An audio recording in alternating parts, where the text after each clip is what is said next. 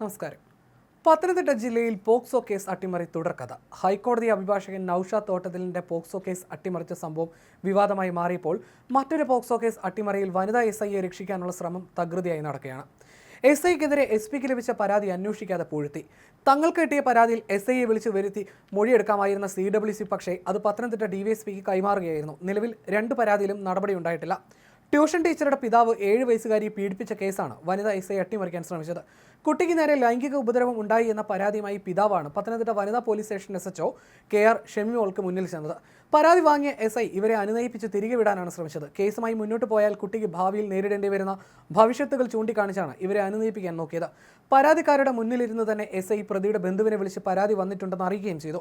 വനിതാ സ്റ്റേഷനിൽ നിന്നും നീതി കിട്ടില്ലെന്ന് മനസ്സിലാക്കിയ പിതാവ് മകളെയും കൂട്ടി ചൈൽഡ് ലൈനിൽ പരാതി നൽകി.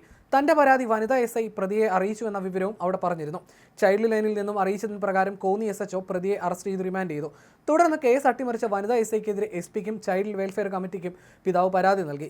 ജില്ലാ പോലീസ് മേധാവി തനിക്ക് ലഭിച്ച പരാതി പൂഴ്ത്തിവെച്ചു. ആരോപണ വിധേയയായ SIയെ വിളിച്ചു വരുത്തി ചോദ്യം ചെയ്യാൻ അധികാരമുള്ള CWC ആകട്ടെ അതിന് മുതിരാതെ തങ്ങൾക്ക് ലഭിച്ച പരാതി അന്വേഷിക്കാൻ പത്തനംതിട്ട DYSPക്ക് കൈമാറുകയാണ് ചെയ്തത്. ഈ പരാതിയിലുള്ള അന്വേഷണവും മരവിച്ച നിലയിലാണ്. സംവാദം വിവാദമായതിനെ തുടർന്ന് ഒരു മാധ്യമ പ്രവർത്തകൻ ഈ പരാതികളുടെ തൽസ്ഥിതി അറിയുന്നതിന് വേണ്ടി ജില്ലാ പോലീസ് മേധാവിക്ക് വിവരാവകാശ നിയമപ്രകാരം അപേക്ഷ നൽകി. എന്നാൽ അപേക്ഷയ്ക്ക് SP ഓഫീസിലെ വിവരാവകാശ ഉദ്യോഗസ്ഥനായ അഡീഷണൽ SP R ബിനു മറുപടി നിഷേധിക്കുകയാണ് ഉണ്ടായത്. ഇതിനെതിരെ മാധ്യമപ്രവർത്തകൻ സംസ്ഥാന വിവരാവകാശ കമ്മീഷന് വിവരാവകാശ നിയമം 18(1) പ്രകാരം നേരിട്ട് പരാതി നൽകിയിരിക്കുകയാണ്. ആരോപണം നേരിടുന്ന വനിതാ SI കേരള പോലീസ് ഓഫീസേഴ്സ് അസോസിയേഷന്റെ സംസ്ഥാന വൈസ് പ്രസിഡന്റാണ്.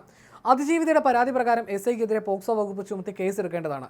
ഇത് ഒഴിവാക്കാൻ വേണ്ടി SP മനഃപൂർവ്വം പരാതി പൂഴ്ത്തിയെന്നാണ് ആക്ഷേപം.